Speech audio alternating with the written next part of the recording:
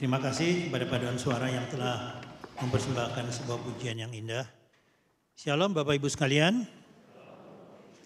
Ya, pada pagi hari ini kita akan merenungkan tema sama sebenarnya dengan yang disampaikan oleh Bu Vero tadi, tapi saya menyederhanakan, yaitu kita akan belajar mengenai Rut dan Boaz dari Perjanjian Lama. Saudara kalau punya Alkitab atau di handphonenya bisa dibuka, ada bagian yang cukup panjang yang akan kita baca bersama-sama supaya kita mengerti konteks yang cukup menarik dari kitab Rut ini. Yang pertama kita akan lihat Rut pasal yang kedua, ayat yang pertama sampai dengan ayat yang ke-13. Kemudian nanti ada bagian yang kedua, yaitu di Rut pasal yang ketiga. Rut pasal yang kedua, ayat yang pertama sampai dengan ayat yang ke-13. Rut bertemu dengan Boaz. Naomi itu mempunyai seorang sanak dari pihak suaminya, seorang yang kaya raya dari kaum Elimelek, namanya Boaz. Maka Rut perempuan Moab itu berkata kepada Naomi, "Biarkanlah aku pergi ke ladang untuk memungut bulir-bulir jelai di belakang orang yang murah hati kepadaku." Dan saut Naomi kepadanya, "Pergilah anakku, pergilah." Lalu sampailah di ladang dan memungut jelai di belakang penyabit-penyabit. Kebetulan ia berada di tanah milik Boaz yang berasal dari kaum Elimelek. Lalu datanglah Boaz dari Bethlehem. Ia berkata kepada penyabit-penyabit itu, "Tuhan kiranya menyertai kamu." Jawab mereka kepadanya, "Tuhan kiranya memberkati Tuhan." Lalu kata Boaz kepada bujangnya yang mengawasi penyabit-penyabit itu, "Dari manakah perempuan ini?" Bujang yang mengawasi penyabit-penyabit itu menjawab, "Dia adalah seorang perempuan Moab. Dia pulang bersama-sama dengan Naomi dari daerah Moab.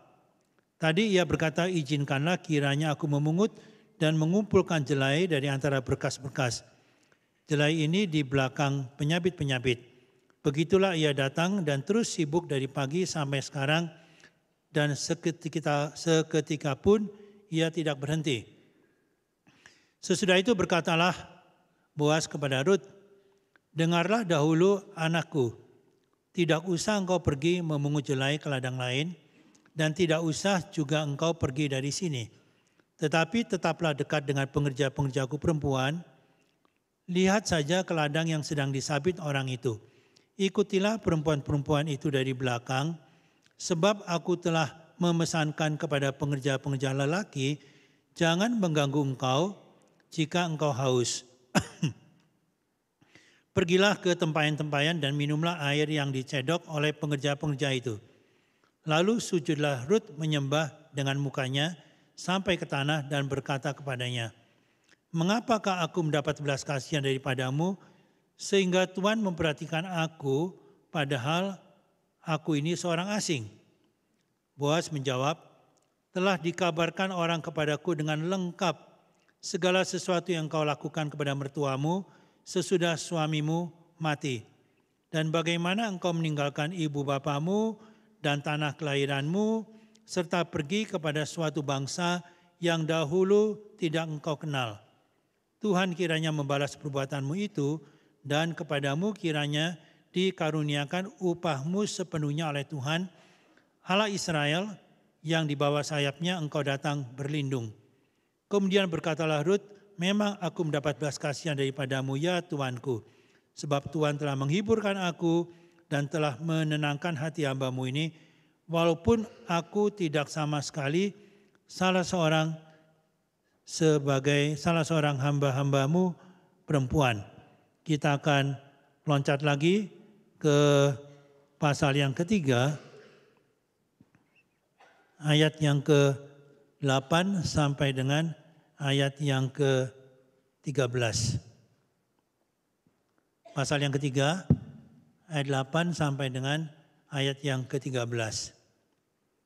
Pada waktu tengah malam dengan terkejut terjagalah orang itu, lalu meraba-raba ke sekelilingnya, ini Boas ya maksudnya, dan ternyata ada seorang perempuan berbaring di sebelah kakinya. Bertanyalah ia, siapakah engkau ini? Jawabnya, aku Rut, hambamu. Kembangkanlah kiranya sayapmu melindungi hambamu ini, sebab engkaulah seorang kaum yang wajib menebus kami. Lalu katanya, diberkatilah kiranya engkau oleh Tuhan, ya anakku. Sekarang engkau menunjukkan kasih-Mu lebih nyata lagi daripada yang pertama kali, karena engkau tidak mengejar-ngejar orang-orang muda, baik yang miskin maupun yang kaya. Oleh sebab itu anakku, janganlah takut. Segala yang kau katakan itu akan kulakukan kepadamu, sebab setiap orang dalam kota kami tahu bahwa engkau seorang perempuan baik-baik. Maka sekarang memang aku seorang kaum yang wajib menebus, tetapi walaupun demikian, masih ada lagi seorang penebus yang lebih dekat daripadaku. Tinggallah di sini malam ini dan besok pagi, jika ia mau menebus engkau, baik. Biarlah ia menebus, tetapi jika ia tidak suka menebus engkau, maka akulah yang akan menebus engkau. Demi Tuhan yang hidup, berbaring sajalah, tidur sampai pagi. Sampai di sini pembaca firman Tuhan. Yang berbahagia adalah mereka yang mendengar, menyimpan firman Tuhan dalam hatinya, serta melaksanakan dalam kehidupannya. Sebelum kita bersama-sama menunjukkan bagian firman Tuhan ini, mari kita sekali lagi tunduk kepala dan kita berdoa bersama-sama. Kami datang kepadamu ya Tuhan pada pagi hari ini. Firman-Mu telah kami baca bersama-sama, dan tibalah saatnya kami akan merenungkan sebagian daripada firman-Mu. Kiranya Roh-Mu yang kudus menolong baik hamba-Mu yang menyampaikan maupun jemaat-Mu, saudara-saudara kami yang mendengarkan. Buka hati kami semua sehingga sungguh ya Tuhan kami boleh belajar dari kebenaran firman-Mu. Berbicaralah kepada kami siap mendengar. Demi Kristus Yesus, Tuhan dan Juru Selamat kami yang hidup. Amin. Saudara, saya akan mengawali khotbah ini dengan satu kutipan kalimat yang saya akan terjemahkan langsung secara bebas, berbicara mengenai Rut dan Boas. Ini satu kutipan yang saya ambil, itu ya sumbernya ada di sana. Penyatuan atau pernikahan daripada Rut dan Boas ini bukan hanya masalah berkat pribadi, tetapi dia melahirkan garis keturunan dari Daud dan yang kemudian akhirnya sampai kepada Kristus. Jadi kisah ini mengingatkan kepada kita, yaitu satu tindakan-tindakan ketaatan yang kecil bisa bergulir ya sampai kekekalan. Menarik ya. Ini kisah daripada Rut dan Boas ini bukan hanya masalah Rut yang diberkati ya, ataupun Boas yang kemudian mereka punya keturunan, tetapi keturunan mereka kemudian melahirkan Daud dan kemudian sampai kepada Kristus. Jadi tindakan ketaatan yang kecil ini bisa membawa dampak sampai kekekalan. Saudaraku sekalian, kisah ini karena terlalu panjang yang saya baca, tetapi di dalam pasal yang pertama menggambarkan sedikit latar belakang daripada kisah ini, yaitu diceritakan bahwa ada satu keluarga Elimelek, yakni dengan Naomi, karena ada kelaparan di Israel, lalu mereka pergi ke tanah Moab, dan di situ anak-anaknya menikah dengan wanita Moab, yaitu Rut dan Orpa. Lalu kemudian suaminya meninggal, Elimelek ini, kedua anak lakinya meninggal, ya kan? Sehingga Rut dan Orpa ini menjadi janda, lalu kemudian Naomi kembali ke tanah Israel. Nah, saudaraku sekalian, diceritakan di situ bahwa Orpa, ya Naomi kan menganjurkan kepada kedua menantunya ini, ngapain kamu ikut saya? Gitu, udah aja kembali ke tanah negerimu, ke Moab, ya kan ya. Kalian masih muda, dua-dua, kalian masih bisa menikah lagi di sana, gitu. Jadi sedangkan saya udah tua. Saya nggak bisa melahirkan anak lagi, ya kan? Pulanglah ke negeri kamu. Ya, Naomi menganjurkan kedua menantunya demikian. Lalu yang terjadi diceritakan ya Orpa kemudian menangis dan dia kembali ke tanah Moab. Tapi Rut dia tetap ngotot, tetap bersikeras untuk ikut kepada Naomi. Sedikit gambaran daripada cerita ini. Dan saudaraku sekalian, yang menarik, Rut itu dicatat di zaman zaman hakim-hakim. Ya, jadi tempatkannya setelah kitab Hakim-Hakim.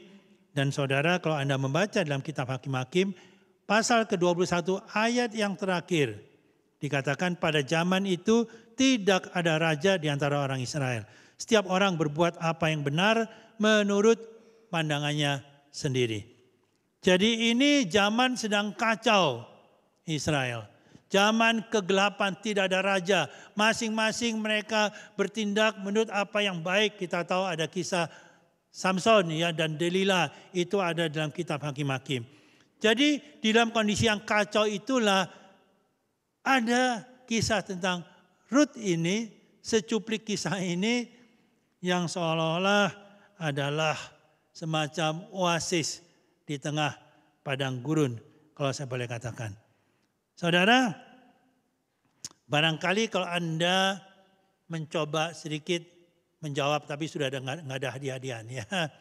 Kira-kira Rut itu usia berapa? Alkitab tidak mencatat Rut usia berapa dan tidak mencatat Boas usia berapa, ya kan? Tetapi kira-kira ya, Rut dan Boas ini usia berapa? Kira-kira saja, ya. Para ahli mereka berbeda pandangannya tentang usia daripada Rut dan Boas ini. Bermacam-macam. Tapi saya mencoba ya, menaksir mereka dicatat ya dalam pasal 1 selama tinggal di Moab berapa lama? 10 tahun. Ya kan? Lalu mereka balik ke Israel. Nah, kira-kira perempuan-perempuan pada waktu itu kan menikahnya usianya muda-muda. Orang zaman dulu kan mungkin 16 tahun ya, 15 tahun atau paling 17 tahun begitu kan. Jadi Rut ini kemungkinan ya usianya antara sedikit di atas 25. Ya, mungkin 26, 27 kira-kira begitu. Lalu Boas kira-kira usianya berapa? Boas ini angkatan dari mertuanya Rut kan ya, dari suaminya Naomi yaitu Elimelek, ya toh? Sedangkan Naomi ya Elimelek udah tua.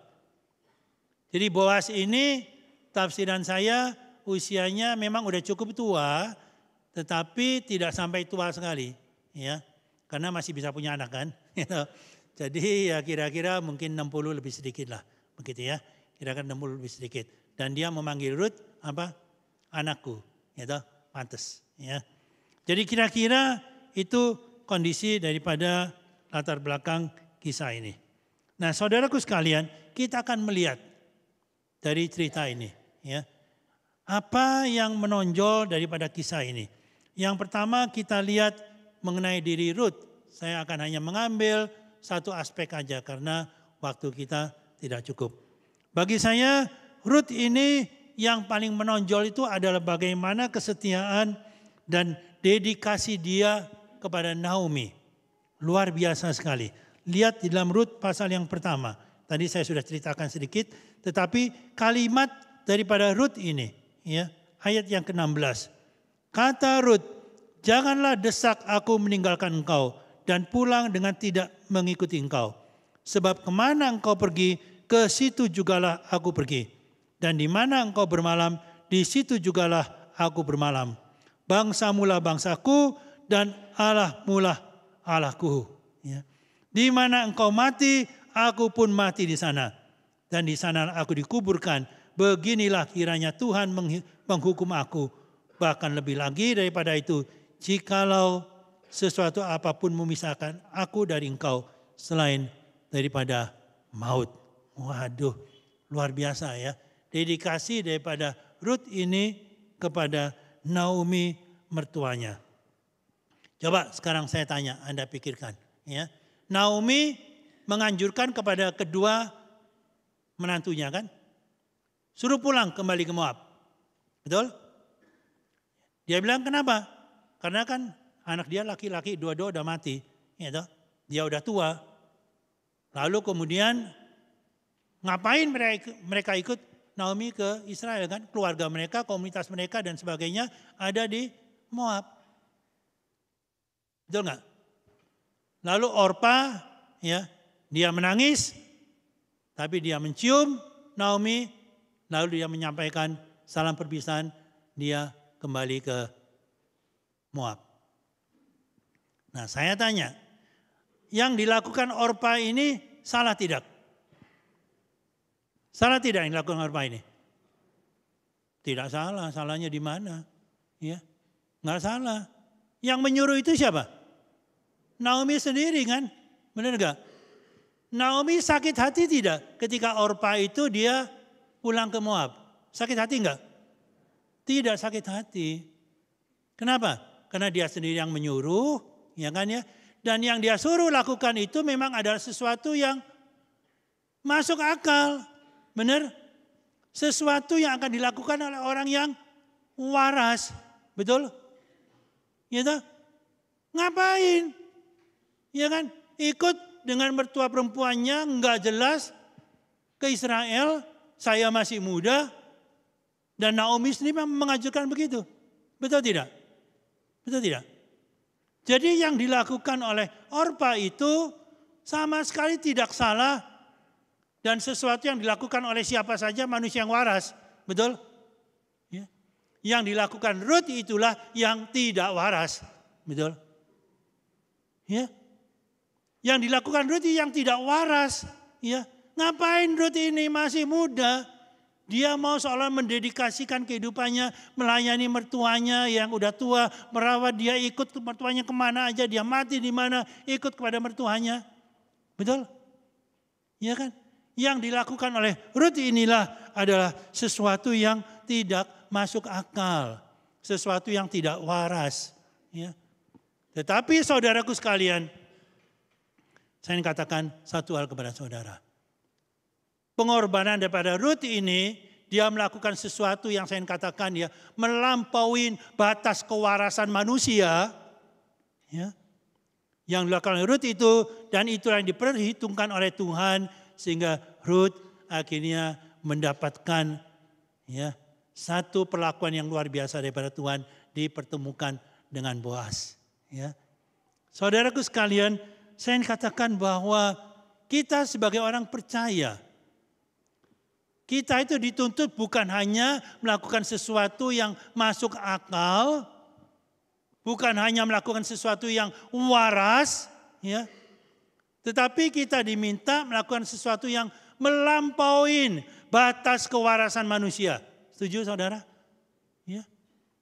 Saudara, saya mau cerita sedikit kepada Anda ya.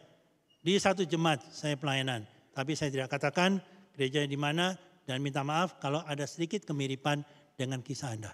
Kami pernah melayani pasangan suami istri. Ya.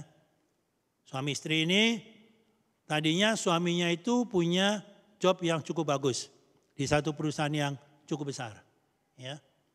Tetapi setelah setelah dia pensiun ya, dia mencoba usaha ya, dengan uang pensiunnya itu sana sini gagal sehingga uangnya makin lama makin menipis. Dalam kondisi yang demikian suaminya ini mulai emosinya tidak stabil. Ya. Mulai uring-uringan, ya. Marah-marah, ujuk-ujuk uring-uringan kepada istrinya. Ya. Istrinya tidak tahan. Tidak tahan. Nuntut mau cerai dari suaminya. Nah, ketika kami ke sana ya, ngobrol ya. Dan saya melihat, ya minta maaf ya, saya melihat kondisi suaminya itu memang kesehatannya juga udah parah. Jadi kemungkinan kemungkinan dia juga tidak bisa menjalankan fungsi sebagai pria, ya sebagai suami. Nah, jadi istrinya ini mengatakan ngapain saya punya suami begini, ya tidak bisa menghasilkan uang sekarang, uring-uringan. Juga tidak bisa menjalankan fungsi sebagai suami. Kalau saya mau cerai, salahnya di mana? Betul. Salah enggak? dia mau menceraikan suaminya itu? Kalau Anda, ayo jujur. Ya, tanya kepada, mungkin dia tanya kepada temannya 100 orang, mungkin 99 orang mengatakan benar, langkahmu benar, ceraikan dia. Ya, saya yakin itu anjuran daripada teman-temannya. Saya tanya kepada Anda, ayo para istri-istri, ya, Anda punya salaki, ya, saya mau bahasa Sunda aja ya, supaya lebih ngerti ya. Coba ya, Sundanya orang Surabaya ya. Namun ya, amun salaki mane, ya, jika kia, ya toh, diceraikan tak ku mane? Ayo, ya, ngerti toh? Bahasa Sunda ngerti ya? Ayo jujur, perempuan-perempuan. Suami nggak bisa cari duit, ya, uring-uringan, ya, tidak bisa menjalankan fungsi sebagai suami. Anda ceraikan nggak? Jujur, jujur. Mungkin ya, mungkin dah ya, jujur ya. Anda orang Kristen pun barangkali ya, benar saudara, ya, benar. Tapi masalahnya di mana saudaraku? Ya. Masalahnya di mana? Kita diminta oleh Tuhan, ya Tuhan Yesus, Injil Matius pasal yang kelima kan berkata apa? Ya, kalau ada orang mengambil bajumu, kasih jubahmu. Orang tampar pipi kiri, kasih pipi kanan. Orang mau jalan dengan kau 1 mil, berjalan 2 mil dengan dia. Ya. Kalau engkau hanya mengasihi orang yang mengasihi engkau, kalau engkau hanya baik terhadap orang yang baik kepada engkau, apakah lebihnya engkau dibandingkan dengan orang dunia? Itu yang kata Tuhan Yesus kan. Gitu.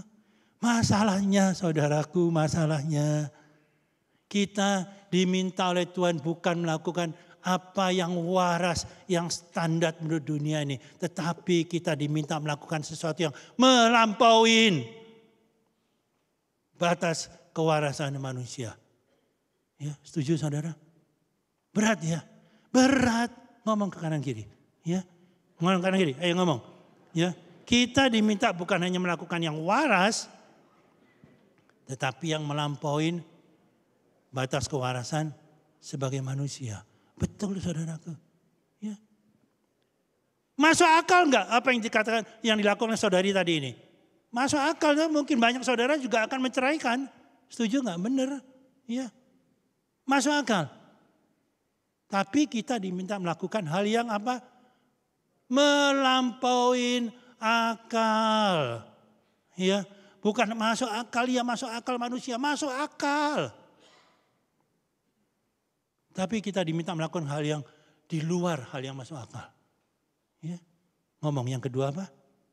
Kita diminta melakukan hal yang melampaui akal. Ya, melampaui akal. Oh saudara, saya bergumul tentang hal ini. Ya. Saya mau cerita sedikit kepada saudara. Ya. Bukan saya mau ini, tapi cerita. Dan orangnya udah mati, makanya saya cerita sekarang. Ya. Ada jemaat, saudara ya. Jemaat itu yang memang susah hidupnya. Ya. Langganan tiap bulan ya. Pasti kontak, saya pasti bantu. Ya. Sedikit meringankan. Kami juga kemampuannya terbatas. Ya. Jemaat ini saudara ya, galaknya luar biasa. Ya. Kalau dia minta, kadang-kadang saya telat, lupa atau apa. Marah-marah dia. Ya. Benar saudara ya. Marah-marah ya. Wah, Bapak pendeta ini lupa ya. Ya.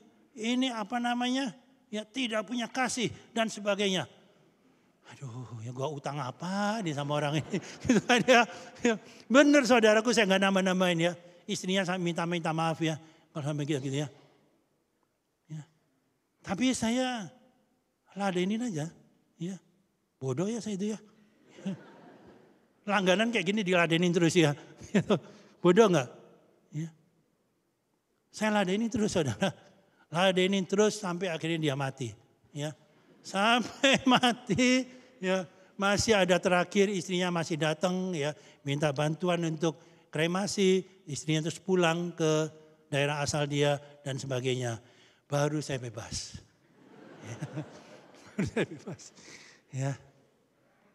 Tapi saudara jangan niru-niru ya. Jangan niru-niru ya. Sekarang saya udah umur 70, jantungnya tidak sekuat dulu. Ya, jangan niru saudara ya. Jangan niru, saya ngomong dulu ya. Tapi saudaraku sekalian, saya bergumul benar saudara. Ya. Di dalam dunia yang sekarang begitu egois. Di dalam dunia yang sekarang orang itu hanya memikirkan ya kepentingan dirinya sendiri. Apa yang baik, menguntungkan menurut ukuran dia. Ruth memberikan satu standar yang berbeda. Dia melakukan satu hal yang melampaui ya, standar manusia yang tidak terpikir. Ya, tidak terpikir. Orpa tidak salah. Sama sekali tidak salah menurut standar manusia, betul? Tetapi Ruth melakukan hal yang melampaui standar manusia itu. Saudaraku sekalian, yang kedua kita lihat sekarang. Bagaimana dengan Boas? Ya. Boas ini saya katakan yang paling menonjol dalam diri Boas itu yaitu kemurahan hatinya. Dia murah hati dan dia adalah pria yang terhormat luar biasa. Dari mana kita tahu itu? Ya. Ketika dia pertama bertemu dengan Ruth, ya, dia langsung melihat kasih. Ya, dia ambil buli-buli jelai dan sebagainya, nggak apa-apa. Walaupun dia adalah wanita Moab, berulang-ulang ditekankan dalam Ruth ini. Dia adalah wanita Moab. Dia adalah wanita Moab. Kenapa saudara? Ya. Anda tahu nggak Moab itu dari mana asalnya? Ya. Coba ya, Moab itu coba Anda baca Kejadian pasal yang ke-19. Ya. Kejadian pasal yang ke-19, Moab itu ya adalah anak yang lahir dari inses antara Lot dengan anak perempuannya sendiri. Ya, itu adalah lahir anak yang bernama Moab yang kemudian disebut sebagai bapak nenek moyang bangsa Moab. Ya, coba lihat. Kisah Lot dan kedua anak perempuannya itu. Ya. Ayat yang ke-37. Yang lebih tua melahirkan seorang anak laki-laki yang menamainya Moab. Dialah bapa orang Moab yang sekarang. Jadi Moab itu lahir dari inses. Hubungan antara Lot dengan anak perempuannya sendiri. Jadi dicatat. Ini orang Yahudi, orang Israel itu sangat tidak memandang mata kepada orang Moab ini. Ya. Lahir dari hasil inses Lot dengan anak perempuannya. Ya. Memalukan itu. Bukan main, tapi Boas. Ya. Dia begitu bermurah hati kepada Moab ini. Ya. Dan saya katakan dia adalah terhormat karena apa? Tadi di dalam Rut pasal yang ketiga. Mencatat ini saudara mungkin yang tidak mengerti tradisi latar belakang ini ada bingung ya. Kenapa ini Rut tidur malam-malam di samping kaki Boas? Ya. Nah ini memang tradisi latar belakang orang Yahudi pada waktu itu ya. Ada sedikit Anda membaca itu. Kalau ada seorang wanita yang suaminya meninggal, maka keluarga yang dekat dari suami itu wajib menembus istilahnya. Ya, mengawini wanita ini sehingga dia punya keturunan, nanti keturunan dari suami yang meninggal itu. Dan ya wanita ini dia akan datang malam-malam berbaring di kaki daripada keluarga yang wajib menebus itu. Ya, itu ada tradisi memang waktu itu demikian. Tapi Boas mengerti, ya kan? Ketika dia tahu ini Rut, dia tahu, ya kan? Dia langsung dia menjawabnya apa dia katakan? Ya, aku tahu, aku punya kewajiban sebagai penebus ini.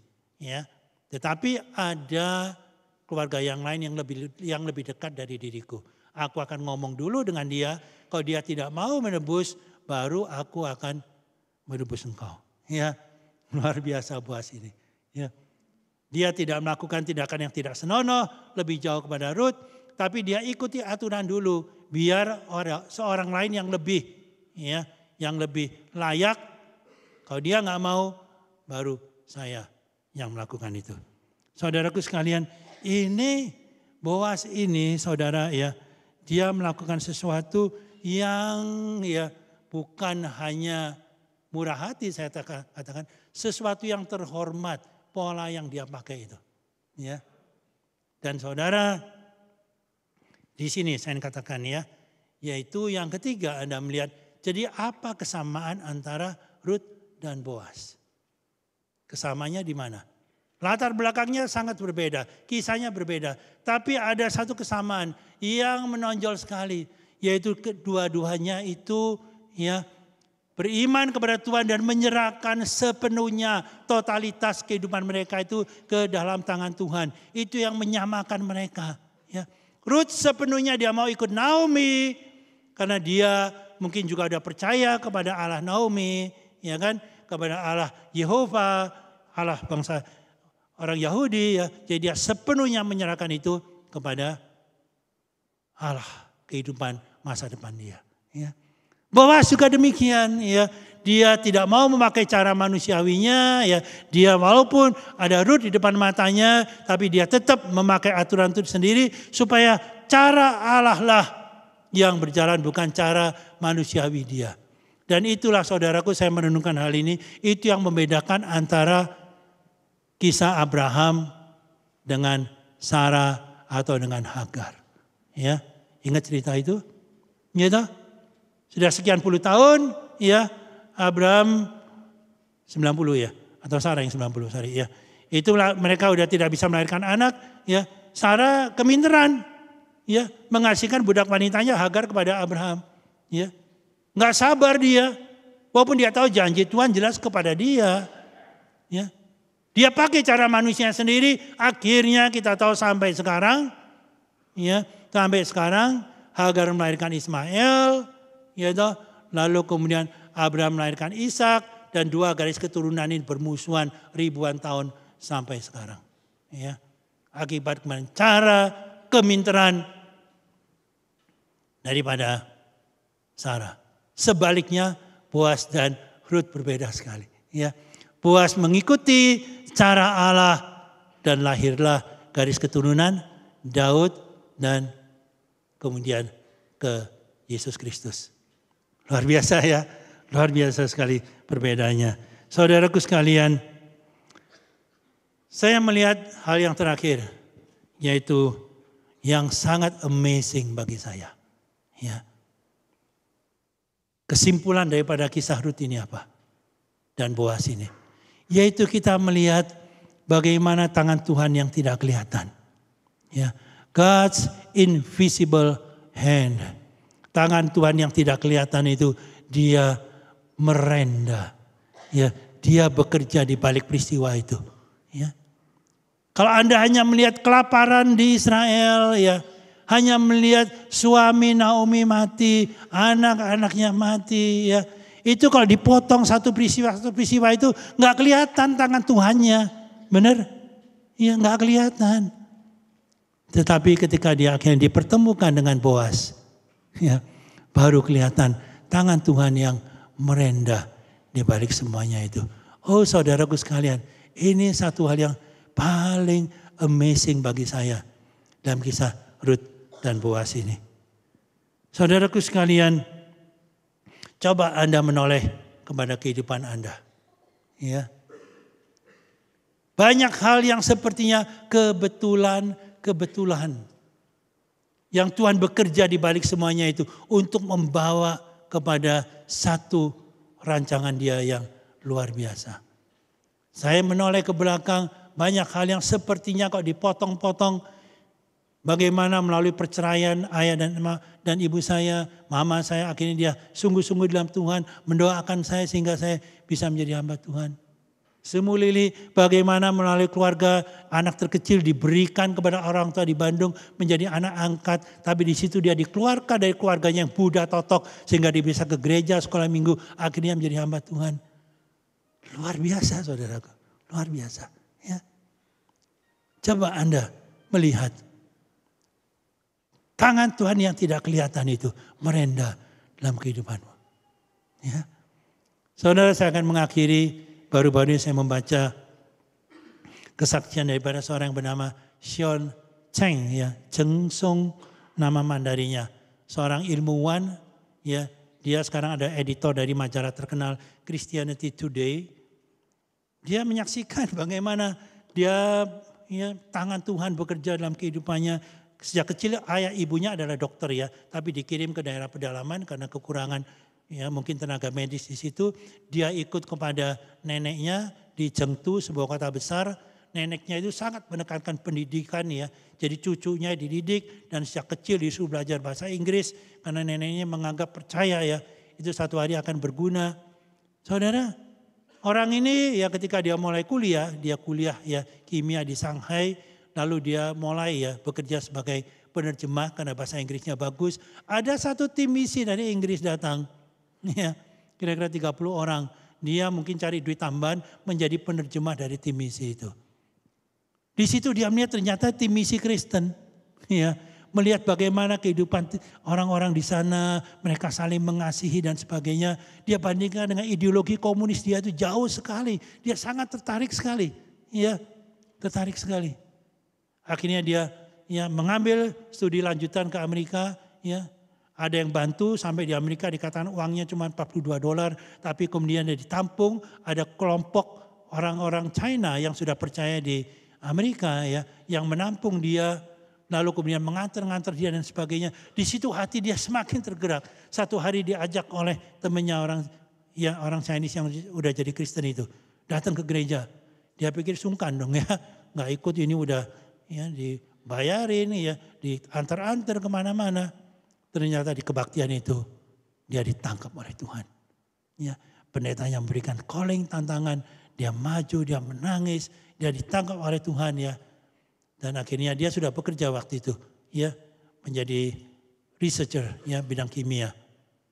Sekarang dia meletakkan semua jabatannya itu, dia menjadi editor Christianity Today khusus menjangkau orang-orang Chinese melalui internet ya.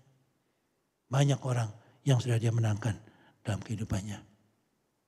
Saudara, tangan Tuhan merendah. Ya. Saudara, saya ingin kita mendengar satu pujian ini dari Heri Priyonggo. Ya. Nanti kali yang kedua kita menyanyikan bersama-sama. Ya. Tangan Tuhan merendah. Silakan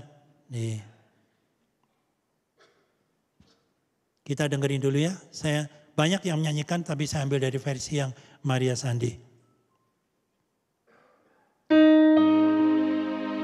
Kita renungkan firman Tuhan, renungkan kata-kata daripada pujian ini.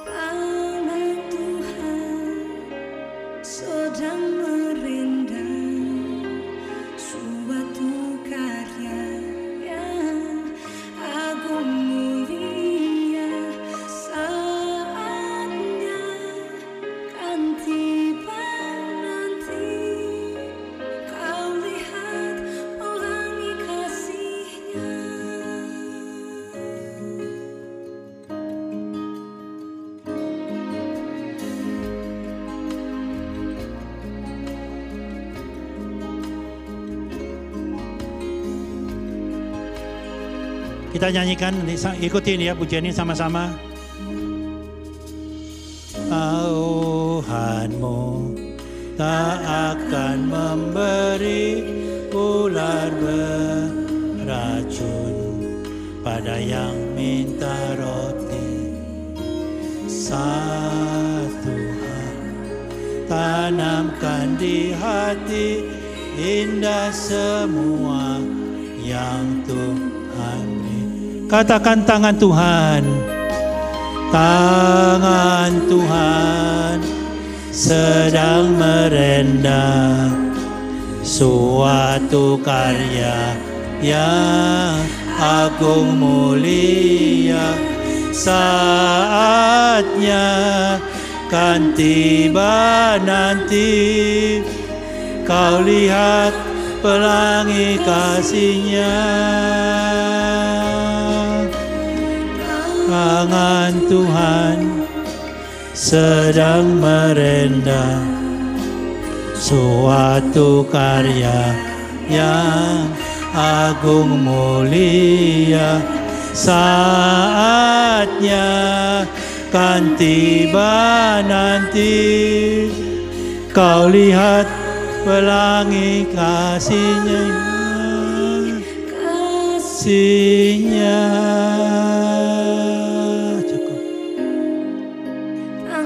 Cukup ya.